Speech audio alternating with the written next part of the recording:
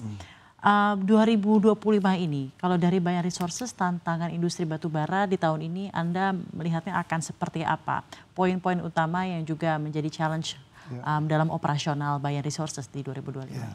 Challenge pertama adalah masalah harga jual ya, yang eee, kita belum tahu arahnya kemana. Bisa jadi stagnan, bisa jadi membaik gitu. Kita harapkan semua membaik. Kemudian kedua adalah cuaca,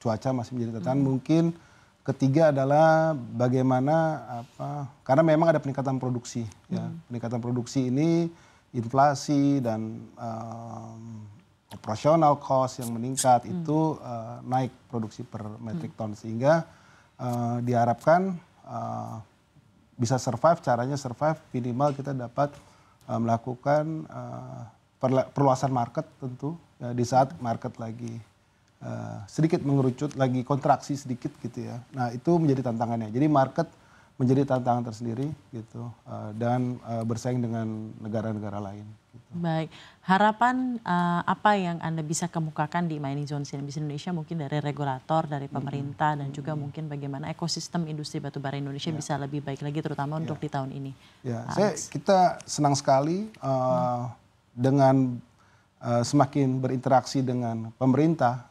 Saya rasa kita bisa lebih cepat menanggapi perubahan yang terjadi akhir-akhir ini gitu, bahkan tantangan tahun ke depan ini. Dengan komunikasi itu tentu ya itu tadi disampaikan oleh Pak Dirjen memang perlu pergerakan yang cepat ya, menyesuaikan dengan baik dari sisi operasional di Indonesia sendiri juga penambangan, aspek lingkungan itu semua paralel harus dilaksanakan. Nah itu menjadi tantangan. Nah tinggal sepanjang bisa didukung oleh pemerintah tentu industri batubara akan menyesuaikan bagaimana bisa survive di tantangan market yang cukup berat. Kali ini cukup berat. Baik, terima kasih Pak Alex. Dan sekarang terakhir mungkin ke Pak Tri.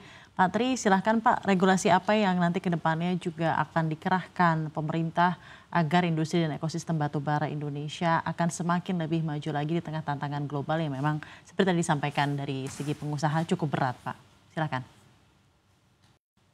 Ya, jadi yang poin pertama sebetulnya terkait dengan HBA yang kita lakukan atau kita terapkan pada saat ini, tujuan utamanya memang betul-betul kita ingin tidak akan merugikan dunia usaha.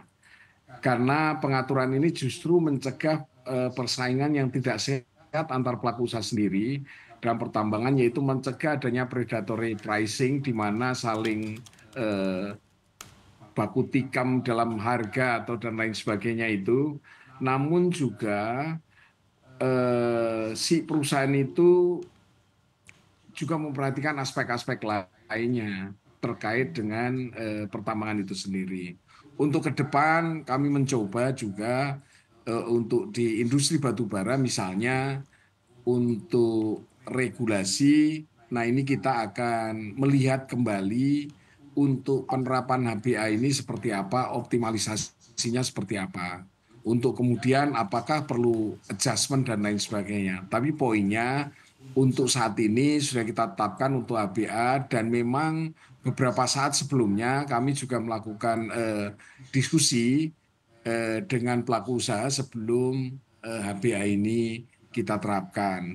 Diskusi kita lakukan di kantor kementerian dengan harapan memperoleh masukan, informasi, dan saran supaya pengelolaan pertambangan utamanya di industri batubara ini betul-betul bisa optimal. Ke depan tentu kerjasama dan diskusi antara pemerintah, pelaku usaha, dan stakeholder lainnya sangat kita harapkan sehingga setiap apapun yang kita lakukan betul-betul arahnya bisa sesuai dan tujuannya bisa dapat tercapai untuk kemajuan industri batubara ini. Demikian.